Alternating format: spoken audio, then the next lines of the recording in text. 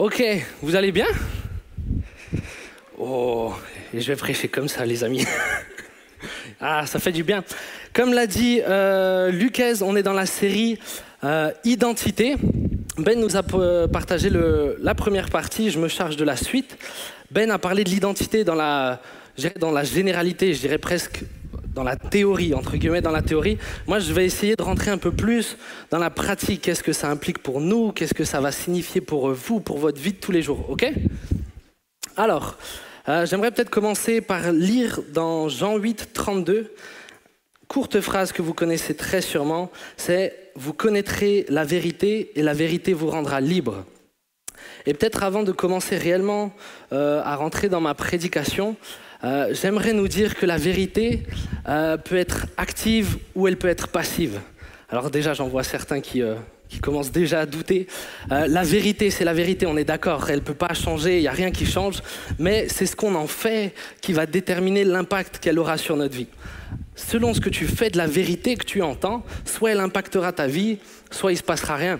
Moi, par exemple, j'ai mon groupe de maison, je ne sais pas combien de fois je leur ai dit qu'ils sont les bienvenus à la maison. Je ne sais pas combien de fois je leur ai dit qu'ils peuvent venir manger quand ils veulent, ils peuvent venir me téléphoner, n'est-ce pas Justine? Ils sont les bienvenus. Ça, c'est la vérité. Ils savent très bien que c'est la vérité. Ils savent que la porte est ouverte. Après, maintenant, dans la réalité des choses, est-ce qu'ils l'ont forcément fait? Non. Ils avaient une vérité, mais ils ne l'ont pas utilisée. On aurait pu passer des temps ensemble, je ne dis pas forcément tous, je ne dis pas que ça ne s'est jamais fait, mais bien souvent ils se sont gênés, ils savaient qu'ils étaient les bienvenus, ils savaient que j'étais heureux de les voir, mais ils se sont gênés, ils se sont convaincus que peut-être qu'ils vont me déranger. Et alors qu'ils avaient la vérité, ils ne s'y sont pas conformés. Tu peux avoir une vérité et finalement ne rien en faire. Moi, ce que j'aimerais vous partager ce soir, et ce que j'aimerais vraiment vous laisser, c'est vous donner certaines vérités sur votre identité, sur qui nous sommes en Christ, mais j'aimerais vous aider à les rendre actives dans vos vies, à pas juste avoir une vérité qui est intellectuelle, mais une vérité, une identité qui devient vécue. Ok? Ça sera mon premier point, c'est notre identité en Christ. Ben nous avait parlé du fait que la meilleure version de toi-même est dans ton identité en Christ. C'est pour ça que j'en ai fait mon premier point. Et j'aimerais qu'on lise ensemble 2 Corinthiens 5, versets 17 jusqu'à 21. Si quelqu'un est en Christ, il est une nouvelle créature. Les choses anciennes sont passées. Voici, toutes choses sont devenues nouvelles. Et tout cela vient de Dieu qui nous a réconciliés par Jésus-Christ et qui nous a donné le ministère de la réconciliation. En effet, Dieu était en Christ, il réconciliait le monde avec lui en ne chargeant pas les hommes de leurs fautes. Et il a mis en nous la parole de la réconciliation. Nous sommes donc des ambassadeurs pour Christ, comme si Dieu adressait par nous son appel. Nous supplions au nom de Christ, soyez réconciliés avec Dieu. En effet, celui qui n'a pas connu le péché, il l'a fait devenir péché pour nous, afin qu'en lui, nous devenions justice de Dieu. Amen. Alors peut-être avant d'aller plus loin dans ce qu'est notre identité et du coup en Christ, j'aimerais vous dire que je ne vais pas... Alors si ce soir tu t'attends à pouvoir à la fin sortir et te dire « Ok, donc je suis ceci, cela, point, maintenant je sais jusqu'à la fin de mes jours », non.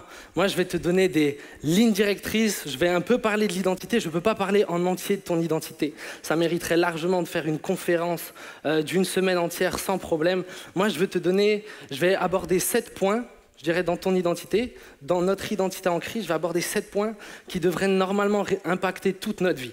Normalement, si tu captes ces points-là, si réellement c'est une vérité, et une vérité qui n'est pas juste intellectuelle, mais une vérité que tu vis, alors normalement ta vie ne peut pas être comme celle des autres. Là, ta vie ne peut pas être comme ceux qui n'ont pas Dieu, ok? Et si jamais ton identité en Christ s'intéresse, si tu vas aller plus loin, juste Ben, il avait parlé d'un bouquin. Alors, moi, je ne le trouve pas très beau. Mais ce qui est important, c'est le contenu, ok? On s'en fout de la première page. Je vous invite vraiment, achetez-le. Ça parle de ton identité, ça donne des clés vraiment incroyables. Je t'encourage, vraiment, prends le temps de l'acheter, prends le temps de le lire, ça vaut vraiment le coup. Ok, alors dans les 7 points de notre identité en Christ, j'aimerais premièrement vous parler de ce qui est pour moi la base de qui on est. La base, ce qui de tout découle, c'est que tu as été réconcilié avec Dieu. C'est ce que le texte nous dit. Tu as été maintenant réconcilié avec Dieu. Avant, tu étais ennemi de Dieu. Tous, peu importe qui tu es, peu importe d'où tu viens, tu étais ennemi de Dieu. La Bible dit que tous ont péché et que tous sont privés de la gloire de Dieu. Il n'y en a pas un seul qui est juste. Mais si tu es en Christ, et c'est pour ça qu'on parle bien de l'identité en Christ, si tu es en Christ, alors tu as été réconcilié avec Dieu. Et j'aimerais te dire que la vie sur terre ne se mène pas de la même façon de si on est en paix avec Dieu et s'il est en paix avec nous, ou si on est ennemi de Dieu, ok ? C'est lui qui a créé toutes choses. Quand tu es en paix avec Dieu, le Dieu qui a créé toutes choses, alors tu peux venir devant lui. Je sais qu'il y en a certains, vous avez peur des fois de vous approcher de Dieu. Dans vos moments de prière, vous êtes toujours dans la culpabilité. Et ça, pour moi, je crois vraiment que c'est parce qu'on a du mal à capter qu'on est réellement en paix avec Dieu et que Dieu est en paix avec nous. Si tu es en Christ, tu peux aller vers Dieu librement. Le texte nous dit qu'il n'a pas chargé les hommes de leurs fautes. Il ne parle pas de tous les hommes, il parle de ceux qui sont en Christ. On est d'accord avec ça ? C'est pour ça que le verset commence comme ça, si quelqu'un est en Christ. Mais si tu es en Jésus, alors tes fautes, il ne te les a pas imputées à toi, il les a imputées à Jésus. C'est Jésus qui a payé le prix pour toutes tes fautes. Et alors si tu es en Jésus, tu es en paix. Mais alors ça doit te donner une vraie joie. Ça doit te pousser à aller vers le Père. Il y a eu une parole de connaissance qui a été donnée et qui a été dit que Dieu, c'est une personne. Tu peux avoir une relation avec lui. Maintenant que tu es réconcilié avec lui, ne le zappe pas. Je veux dire, tu as moyen d'aller t'approcher de Dieu, tu as moyen de lui parler, tu es réconcilié. Ça doit littéralement changer ta vie. Mon deuxième point qui normalement impacte lorsque tu as une identité en Christ, le texte aussi en a parlé, c'est que tu es ambassadeur. Le texte nous dit que nous sommes devenus ambassadeurs pour Christ. Okay ? Qui que tu sois, si tu es en Jésus, tu as un but, tu as une raison de vivre. Il y en a peut-être certains, vous dites, mais moi, je suis inutile, je ne sers à rien, je vois pas pourquoi Dieu aurait besoin de moi sur cette terre. Il est sûr et certain que Dieu a fait de toi un ambassadeur pour Christ. Un ambassadeur, c'est quelqu'un qui, finalement, reçoit un peu l'autorité d'une personne supérieure. Quand tu reçois un ambassadeur ou quand tu vas à l'ambassade, c'est comme si tu allais directement dans le pays même. Tu reçois une autorité et tu as un message à donner. Okay ? Moi, j'ai un gars dans ma connexion, ses parents, ils sont diplomates. Vu que ses parents sont diplomates, il a un passeport diplomatique. Le gars, quand il m'a parlé de ce que ça donne comme accès les passeports diplomatiques, c'est vraiment un truc de dingue. Si un jour la police l'arrête et qu'il monte son passeport diplomatique, mais la police, ils vont lui laver les rétros, ils vont lui gonfler les pneus, ils vont lui dire vraiment bonne journée, excusez-nous quoi. Je veux dire, quand tu as une autorité au-dessus de toi qui t'approuve, mais tu as une assurance, tu as quelque chose à donner. Et j'aimerais vraiment vous le dire, parce que vous êtes en Christ, vous avez quelque chose à donner. Et il est avec vous. Il vous a donné son autorité. Tu n'es pas là pour rien. Tu as une mission, tu as un but sur cette terre. Mon troisième point, et celui-là, je le kiffe. J'ai même ramené une image pour ça. J'aurais dû la chercher avant. Toup. C'est bon, je pars pas loin. Hop. Tu as une espérance en Dieu, ok ? Si tu crois, qui est en Christ ici ? Juste, qui c'est qui demeure en Christ ? Ok. Si tu es en Christ, normalement tu as une espérance, c'est-à-dire que tu sais que cette vie sur terre, c'est un passage. Tu sais très bien qu'après cette vie sur terre, il y a quelque chose d'autre. Ça là, tout ça, je vous ai ramené mon tuyau d'arrosage, tout ça, ça représente, je dirais, une durée, le temps, peu importe. Et dis-toi que ça va jusqu'à l'infini. Mon tuyau fait 25 mètres, peu importe, ça va jusqu'à l'infini. Ta vie sur terre, c'est ce bout blanc. Tu le vois ? Quand tu es enfant de Dieu et que tu sais qu'après cette vie sur terre, il y a tout ça, tu n'es pas censé vivre comme les autres. Parce que ton but à toi n'est pas dans cette vie sur terre. Ton but à toi, c'est ce qui se passe là derrière. Un jour ou l'autre, on va tous mourir. S'il y a un point commun entre tout le monde, globalement, c'est qu'on va tous mourir. Que tu sois noir, que tu sois blanc, que tu sois petit, pas... Peu importe. Un jour, on va mourir et un jour, on va se retrouver devant Dieu. Mais si tu es enfant de Dieu et que tu vis comme les autres, si tu ne prends pas en compte dans ton identité que tu as une espérance, tu vas passer à côté de tellement de choses. Il y en a sur cette terre. Moi, le début de ma vie, c'était le 5 juillet 1995. Donc tu grandis, tu fais tes études. Moi, mes enfants, ils sont encore au tout début, j'espère. Et après, tu grandis, tu fais tes études. Et après, il y en a qui rentrent dans le monde du travail. Et dans le monde du travail, oh purée, tu te donnes à fond. Le but du monde du travail, cette partie-là, c'est d'économiser à fond. Le but, c'est de te faire une maison, peu importe, si tu te fais tes projets, tu réfléchis là-dedans, tes pensées sont là-dedans, pour qu'à la fin de ta vie, ta retraite, oh, là, tu vas profiter. Là, Cette petite partie-là, elle va être incroyable. Ça vaut la peine. Ça vaut la peine que je me défonce pour cette petite partie-là.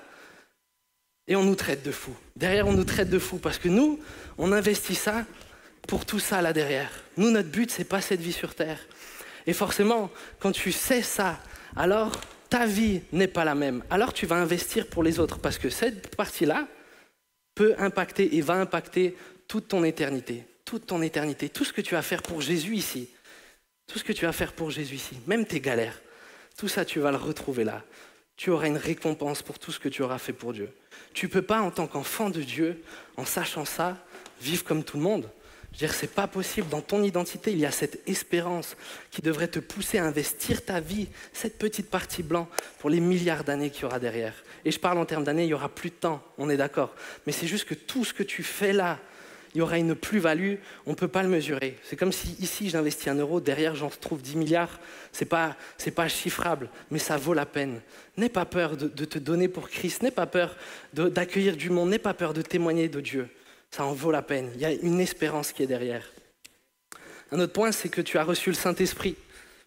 Ça aussi, c'est un point incroyable. Tu n'es pas tout seul sur cette terre. Dieu vit en toi.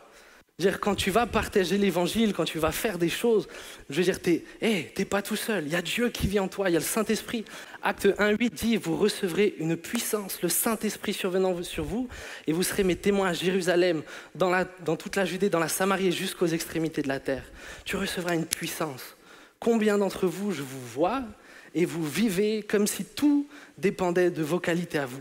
Vous vivez comme si ça dépendait de vous. Quand tu vas témoigner, tu dis, oh purée, ah là j'ai peut-être un peu mal parlé, là j'ai peut-être bégayé, c'est mort. Mais on s'en fout que tu bégayes. Frère, tu as le Saint-Esprit, c'est le Saint-Esprit qui va convaincre. C'est le Saint-Esprit qui a la puissance de Dieu pour rendre témoignage. Et c'est pas que ça, il sera ton consolateur, tu pourras te confier en lui, tu as quelqu'un qui sera constamment avec toi. Mais tu dois vivre avec ça. Moi depuis avant, je vous ai dit, il y a des vérités, tu peux les savoir intellectuellement, et si ça reste intellectuel, ça ne sert à rien. Il va falloir en faire des vérités actives, des vérités qui agissent dans ta vie et qui vont littéralement changer ta manière de vivre. Tu es également à l'image de Christ, donc tu es agneau. Jésus était l'agneau de Dieu. Généralement, cette partie, on kiffe pas trop. On kiffe pas trop parce qu'elle demande d'être humble. L'agneau, il fait pas le malin. L'agneau, c'est un agneau, quoi. J'ai pas grand chose à dire, mais il fait pas le malin. Et ça, c'est notre côté où normalement, parce que tu es à l'image de Christ, tu devrais être quelqu'un de humble. Tu devrais être un serviteur, tu devrais être au service des autres. Tu n'es pas sur cette terre pour fanfaronner, tu n'es pas sur cette terre pour avoir la gloire. La gloire est à Dieu. Toi, tu dois avoir cette image de l'agneau. Normalement, tu devrais vivre comme un agneau. Et certains d'entre vous, et moi parfois, surtout au volant, je dois dire, je ressemble plus à un loup qu'à un agneau. Je pète les plombs, je deviens dingue, j'ai envie de... La dernière fois, enfin bref. Mais des fois, on ne ressemble pas du tout à des agneaux. On oublie l'identité de Christ en nous. Et on doit veiller à ça. On doit veiller à ça. On est l'image de Christ, on est ambassadeur de Christ. Christ ne faisait pas n'importe quoi. Christ était le serviteur de son prochain et t'es appelé à être le serviteur de ton prochain. Amen. Jésus n'est pas que l'agneau. Et là, ça fait plaisir à certains. Jésus est le lion de la tribu de Juda. Yes? Ah, là, j'entends amen. Agneau, personne n'a dit amen. Lion, on est content. Tu es lion, tu n'as pas à avoir honte. Tu es certain, et combien de fois je l'ai été? Combien de fois j'ai eu honte d'être chrétien? Honte de qui je sers. Comme si Jésus, finalement, c'est un principe, c'est pas réellement quelqu'un. Jésus, c'est le roi des rois, ok? Jésus, c'est le roi des rois. Tu sers pas n'importe qui, t'as pas à baisser la tête, t'as pas à avoir honte. Tu peux être fier. Pas fier de toi, fier de Dieu, ok? Le lion est conquérant. Tu n'as pas à avoir peur d'aborder les gens. Tu n'as pas à avoir peur, tu es à l'image de ce lion, tu es plein d'assurance pour plusieurs raisons, parce qu'il y a le Saint-Esprit en toi, parce que tu es réconcilié avec Dieu. Il y a tellement de raisons qu'on a d'être fier, mais ne baisse pas la tête. Pourquoi avoir honte? Paul il dira, moi j'aurais honte de rien. Moi j'aurais honte de rien, ok? Le lion, il est libre. Il y a une liberté pour les enfants de Dieu. Toi qui es enfant de Dieu, il y a une liberté, et les 3/4, on ne vit pas comme des personnes libres. On vit selon des règles, où on se met la pression, où dès qu'on fait quelque chose, on est au bout de notre vie. Le lion est libre. Tu es libre, il y a une liberté en Dieu. Il n'y a plus de condamnation, tout ça c'est fini, ça c'était avant. Il y a une vraie liberté pour toi. Si réellement tu as capté ton identité en Christ, tu dois te saisir de cette liberté. Et mon dernier point par rapport à notre identité, comme dit, j'aurais 12 000 choses à dire, mais c'est que tu fais partie d'une famille maintenant. Cette vie sur Terre, c'est pas solo. Notre famille fait pleinement partie de notre identité. Je veux dire, moi, je sais à quelle famille j'appartiens. Elle est ce qu'elle est, pour les bonnes choses, pour les moins bonnes choses. Et dans la famille de Dieu, c'est la même chose. Tu as intégré, on dit, le corps de Christ. Je veux dire, tu as un rôle à jouer dans l'Église. Tu as un rôle à jouer dans le corps de Christ. Tu ne peux pas faire ta vie solo. Je veux dire, si on sort un cœur d'un corps et que je le pose là sur la table, le cœur, il sert plus. Oui, c'est dégueu, je suis d'accord. Mais le cœur, il sert plus à rien. Je veux dire, si ton but, si tu veux juste être le meilleur chrétien dans ton coin, si tu veux juste chercher Dieu de ton côté, si tu veux jamais te mélanger aux autres, alors tu serviras à rien en fait. Le problème, c'est que tu fais partie d'une famille. Cette famille, des fois, on passe des moments trop bons, et des fois, on doit supporter certains. Mais ça, c'est la famille de Christ. Ça fait partie de notre lot, mais ça fait vraiment partie de nous. Ça fait partie de notre identité. J'aimerais vraiment vous dire que vous devez intégrer cette notion de famille. Elle est tellement importante. La Bible dit que Jésus a acquis l'Église au prix de son sang. Il s'est acquis l'Église, il s'est acquis notre famille. Je veux dire, c'est beaucoup trop important pour qu'on la laisse de côté. Ok, vous êtes encore avec moi? Petit bruit que tout le monde aime.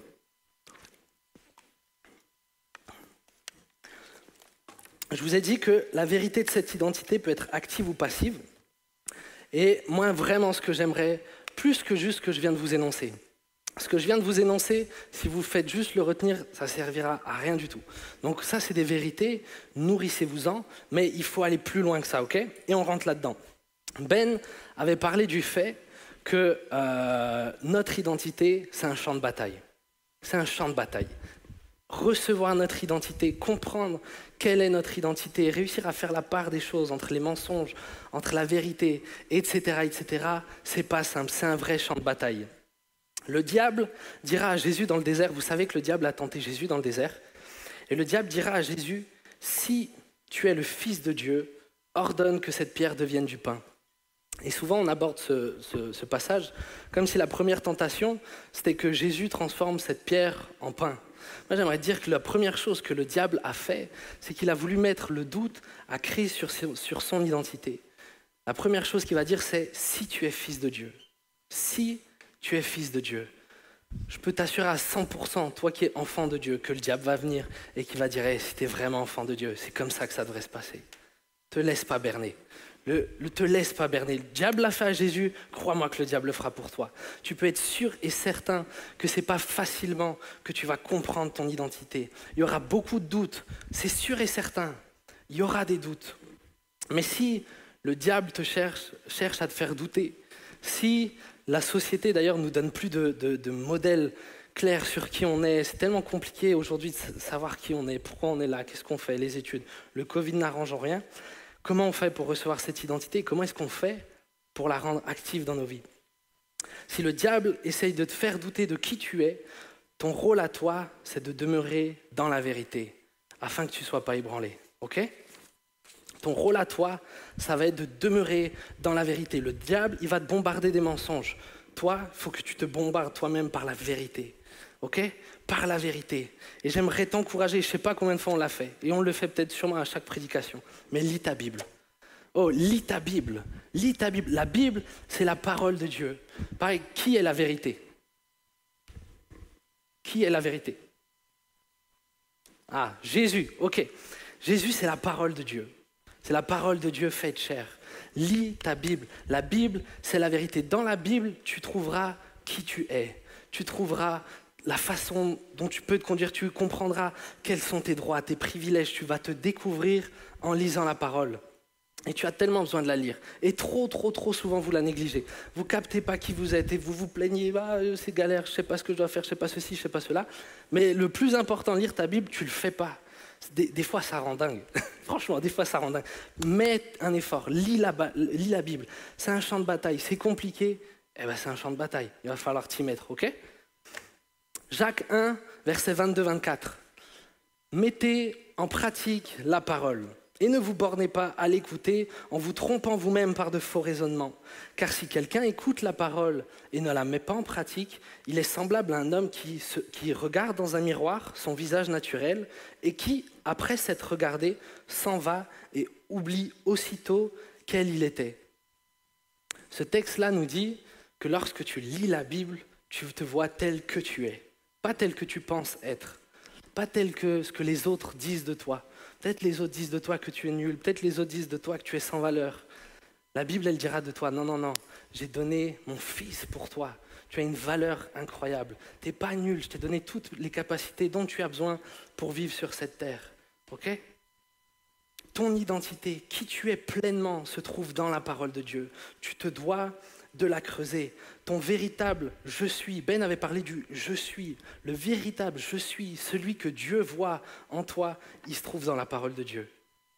J'ai 2 potes, c'est Youssef et Johan, avec qui, ça fait déjà un petit moment maintenant, mais avec qui on passe du temps pour prier quand on a des galères, quand on a des incompréhensions, quand au niveau de la tentation, ça peut être compliqué dans nos vies, peu importe, on prie ensemble. Et c'est des temps tellement précieux, et je le dis, ces temps sont vraiment, vraiment précieux. My man. Et ces temps, c'est des temps où on va pouvoir partager nos galères, mais des fois ça demande un peu du travail sur soi. Je sais qu'il y a un moment donné, dans ma vie, je leur ai partagé une galère que j'avais. La galère que j'avais, c'était que je lisais la Bible, et je captais par exemple que Dieu était bon. Je savais que Dieu était bon dans ma tête, j'avais bien compris que Dieu était bon, mais dans ma vie, j'agissais comme si Dieu ne l'était pas. Je ne sais pas si ça vous arrive. Je pose la question, je suis sûr que ça vous arrive. Mais des fois, on a des vérités, c'est ce que je vous ai dit, et pourtant on agit comme si ces vérités n'étaient pas vraies. En fait, on ne fait pas ce qu'on croit. C'est un truc qui rend dingue. Mais pour aussi capter ton identité, capter peut-être ce qui ne va pas dans ta vie, des fois tu auras besoin de t'analyser. Regarde ce en quoi tu crois. Est-ce que tu crois par exemple que Dieu t'est favorable ? Moi, je croyais réellement que Dieu m'était favorable, mais quand je m'approchais de lui, j'avais toujours pas peur, mais j'osais pas aller vers lui. Je veux dire, j'avais du mal à m'approcher de lui. Quand je venais devant lui, toujours pardon Seigneur, je suis nul, j'y arrive pas, nanani, nanana. J'avais aucune confiance, j'avais toujours l'impression qu'il voulait me foudroyer. Alors que c'est pas vrai. Pourtant, dans ma tête, je savais que Dieu est bon. Et ça, d'ailleurs, je dois dire que c'est un des risques, j'ai l'impression, particulièrement pour ceux qui ont grandi dans l'église. Vous connaissez Dieu avec votre tête. Vous connaissez bien Dieu avec votre tête, mais dans le vécu, on dirait que vous ne le connaissez pas. Et moi, c'était mon cas. Et j'ai analysé ma vie et j'ai capté qu'il y avait vraiment une différence entre ce que je confessais et ce que je vivais. Et donc, cette différence-là, je l'ai partagée à mes amis. Je l'ai partagé. Je leur ai dit, les gars, ça va pas. Je vis pas comme je devrais vivre. Un enfant de Dieu ne devrait pas vivre comme ça. Cette liberté, je l'ai pas. Je veux aller plus loin. Je veux plus. Je veux vivre comme la Bible me dit que je dois vivre. Et ça, il y en a beaucoup d'entre vous. Votre vie n'est pas celle que Dieu espère pour vous. Dieu vous a donné tant de choses. Dieu veut tellement de choses pour vous. Mais vous vivez comme si vous étiez encore l'autre. Comme si vous étiez encore le vieil homme. On vit comme dans le passé. On a des nouvelles cartes en main. Dieu a fait de nous une nouvelle créature. Il a renouvelé les choses. On continue à vivre comme si on était coupable. On continue à vivre comme si on était loin de Dieu. On continue à vivre comme si on n'avait pas l'Esprit de Dieu en nous. Et ça demande des fois de s'analyser, de prendre le temps pour regarder sa vie et voir avec honnêteté, est-ce que je vis ce que je confesse croire ? Une fois que j'ai capté ça, il y a un autre endroit où tu vas vraiment pouvoir trouver la vérité, ça va être dans la prière. Je vous ai dit que je partage ces sujets de prière, je les partage à mes amis parce que je crois réellement que dans la prière, Dieu va agir. Dieu va te donner la vérité, Dieu va te révéler la vérité au travers de sa parole, mais Dieu est quelqu'un avec qui tu peux parler. Quand tu vois qu'il y a des choses qui ne vont pas dans ta vie, tu n'as pas besoin de les lui cacher, tu peux lui dire. Moi, combien de fois je lui ai dit, Seigneur, je suis sûr que je peux m'approcher bien plus librement de toi, mais j'arrive pas à le faire, viens m'aider. Moi, je priais pour ça, mes amis priaient pour moi. Et je dois dire que dans les temps de prière, et je ne sais pas combien de fois ça m'est arrivé, où alors qu'avant que je prie, mes pensées, c'était Bagdad. Je ne savais plus où j'en étais, je ne savais pas si je devais croire ça ou ça, je ne savais pas si je devais me comporter de telle manière ou de telle manière. Franchement, c'était chaud. Mais quand je passais du temps dans la prière, quand je rentrais dans la présence de Dieu, c'est la présence de la vérité même. ok? Quand tu es dans la vérité, quand tu demeures dans la présence de Dieu, mais moi, les choses, comment elles me paraissaient d'un coup, c'était limpide en fait. Je ne savais même pas comment j'ai fait pour douter. Je me suis dit, mais Mike, t'es complètement dingue, t'es complètement fou. Et je captais ce qu'était la vérité, je savais ce que je pouvais faire, je savais quels étaient mes droits, ça me semblait clair. Mais ces choses-là, vous ne les aurez pas si vous ne passez pas du temps avec Dieu. Vous devez vous battre dans la prière. La prière est cruciale. Vous n'arriverez pas à vous saisir de votre identité si vous ne priez pas, si vous ne la cherchez pas auprès de Dieu, si vous ne la demandez pas. Ben vous avez dit que lui, au bout d'un moment, il a dû dire à Dieu, mais Dieu, je veux me voir tel que toi tu me vois. Et Dieu l'a fait. Et Dieu l'a fait. J'étais content d'entendre le témoignage de Salomé, mais elle disait pareil, qu'elle avait du mal avec la bonté de Dieu. Mais elle a lu, elle a écouté parler de la bonté de Dieu. C'est comme l'école, tous les profs vous le diront, il n'y a rien de mieux que la répétition. Pour que quelque chose rentre, il n'y a rien de mieux que la répétition. Et tu vas peut-être, pour certains points, avoir besoin d'entendre, lis la bonté de Dieu, lis là où tu vois que tu as du mal à vivre, lis ce que la Bible dit de ça, prie pour ça. Et vraiment, je te garantis que Dieu va changer ta vie.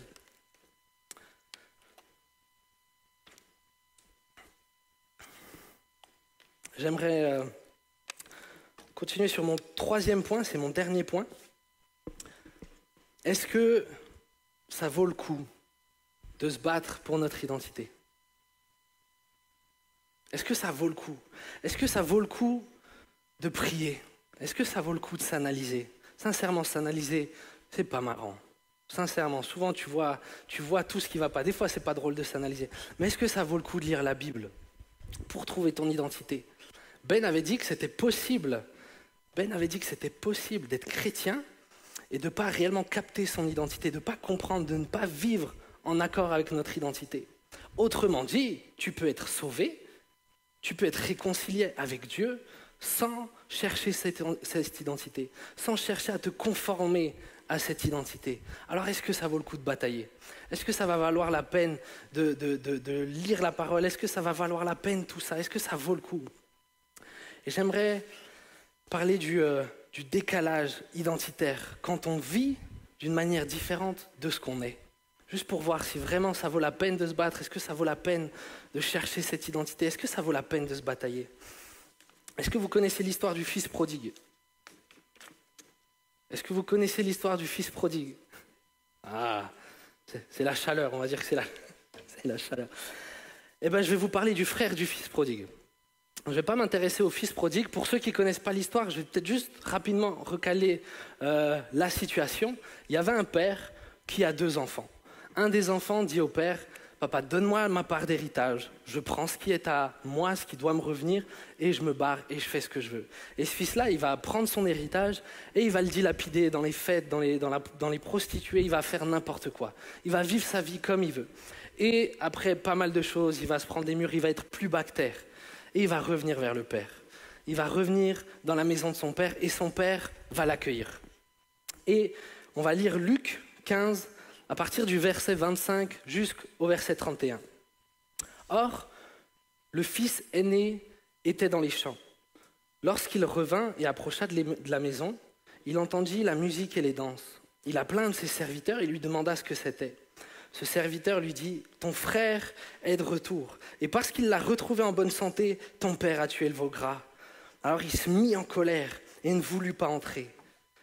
Son père sortit et le pria d'entrer, mais il répondit à son père, « Voici, il y a tant d'années que je te sers, sans avoir jamais transgressé tes ordres, et jamais tu ne m'as donné un chevreau pour que je me réjouisse avec mes amis. Et quand ton fils qui est arrivé, celui qui a dilapidé tes biens, celui qui a dilapidé tes biens, mangé tes biens avec les prostituées, c'est pour lui que tu as tué le veau gras. Mon enfant, lui dit le père, tu es toujours avec moi et tout ce que j'ai est à toi. » Là, on a l'image d'un fils qui ne vit pas selon son identité. Là, le père lui dira à la fin, tout ce que j'ai est à toi. Autrement dit, là, le fils, il avait le seum parce que son père lui a jamais donné un chevreau pour qu'il aille faire la fête avec ses amis. Mais le père, il lui dit, mais mec, ces chevreaux, ils sont à toi en fait. T'en fais ce que tu veux. Si tu veux profiter, profite. Si tu veux inviter tes amis, invite tes amis. Et nous, combien de fois, Dieu, il nous a donné une identité. On a plein de grâces, on a plein de choses, on a plein de privilèges. Mais on vit comme si ce n'était pas les nôtres. On est en décalage avec notre identité. On ne vit pas selon ce qu'on pourrait vivre. Et j'aimerais juste voir quatre aspects qui va impacter ta vie. 4 choses, si tu vis en décalage, si tu ne cherches pas cette identité, si tu ne prends pas la peine de rentrer sur ce champ de bataille et de mener le combat pour capter qui tu es, pour t'en convaincre, pour demander à Dieu, j'aimerais voir ce que ça va impacter dans ta vie. Premièrement, comme je l'ai dit, ça se voit que ce gars-là, il avait le seum. Ce gars-là, il était dégoûté. Il a dit « Ah, je t'ai servi, j'ai obéi à tes ordres, des fois tu as été relou, j'ai rien dit, j'ai continué, je t'ai servi fidèlement, j'ai fait ceci, cela. » Et pour moi, tu n'as rien fait. Et clairement, ça se voit que ce gars-là, il était dégoûté. Et si tu ne te saisis pas de ton identité, mais tu vas avoir plein de frustration. Je veux dire, il y a des choses, tu vas être frustré. Et je suis sûr que Dieu, des fois, il se dit, mais oh, tu peux le faire, tu peux t'en saisir. Mais si tu ne le sais pas, si tu refuses de vivre en accord avec ton identité, il y aura une vraie frustration en toi. Yes ? Il y aura une vraie frustration, il y aura une colère en toi, il y aura des incompréhensions en toi. Et ça va te pourrir, tu vas te pourrir toi-même. Tu vas te pourrir toi-même. Deuxièmement, on voit que le frère ne se réjouit même pas que son autre frère arrive. Son frère, il était en danger de mort. Yes ? Son frère, il était plus bactère. Son frère, il n'avait plus rien. Il est rentré, son père l'a accueilli, mais il n'avait plus rien. Le frère, il s'en est même pas réjoui. Si tu vis en décalage avec l'identité que Dieu t'a donnée, tu vas vivre plein de frustrations quand tu vas voir ton frère être béni. Quand tu vas voir que ton frère est béni par Dieu, quand tu vas voir que ton frère commence à grandir dans son identité avec Dieu, quand tu vas voir que lui, il a accès à des choses où toi, tu n'as pas accès, il va y avoir une frustration en toi. Et ce côté ambassadeur, ce côté où tu es là pour répandre l'évangile, tu vas complètement le perdre. Et alors que normalement, le retour d'un frère, un frère qui était mort et qui est revenu à la vie, alors que ça devrait réjouir ton cœur, alors que la Bible dit qu'il y a plus de joie au ciel pour un seul perdu qui se repent que pour 99 justes, toi, au lieu de partager cette joie, toi, au lieu d'être heureux dans ça, tu vas être frustré. Et ça, je te garantis qu'en tant que chrétien, ça va être compliqué. Tu vas voir toute chose comme une rivalité. Ton frère ne sera plus ton frère va être ton rival. Et il va falloir que tu sois meilleur que lui, il va falloir que tu vives plus de choses que lui, il va falloir ceci, cela. Et tu ne vas pas du tout t'épanouir dans ta vie chrétienne avec ton prochain. Troisième chose que ça impacte, c'est que ce fils-là, il va pointer du doigt son père.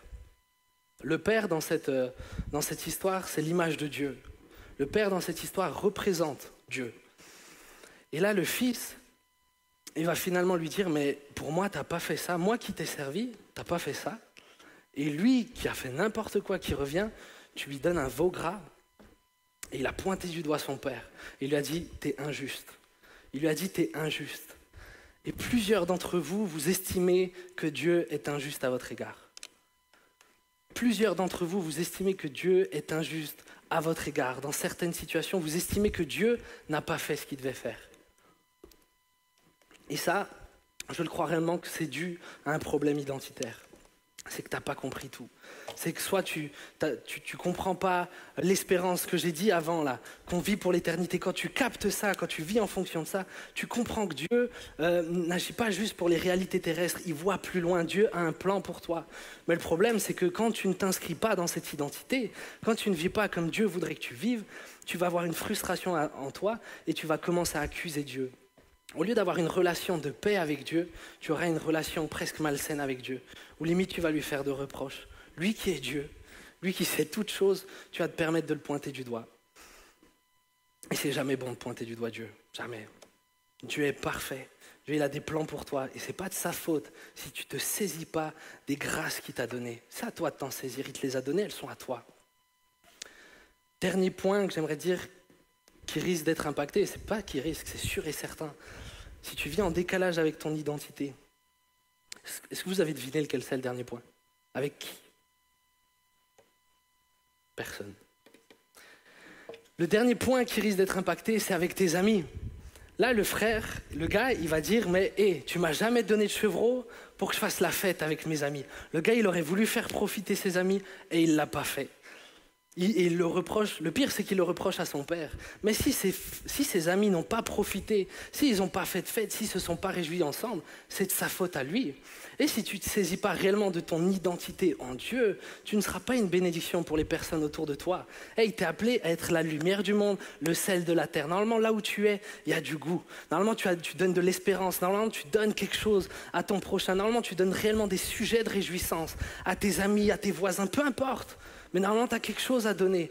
Mais parce que tu ne te saisis pas de ce qui est à toi, de la vie qui est à toi, du message qui est à toi. Le premier texte que j'ai lu, il nous disait qu'on a un message. Dieu nous a confié un message. Mais si tu t'en saisis pas, si tu ne vis pas en accord avec cela, tu feras profiter personne. Tu ne seras pas une lumière. Ou alors tu seras à la limite une lumière pour toi. Et comme un texte nous dit dans la Bible, tu mettras un sceau sur toi. Tu vas mettre un sceau sur toi. Tu témoigneras pas. Tu vas rien faire. Tu vas être amer. Tu seras amer contre Dieu, amer contre ton prochain. Et tu n'auras même pas envie de briller.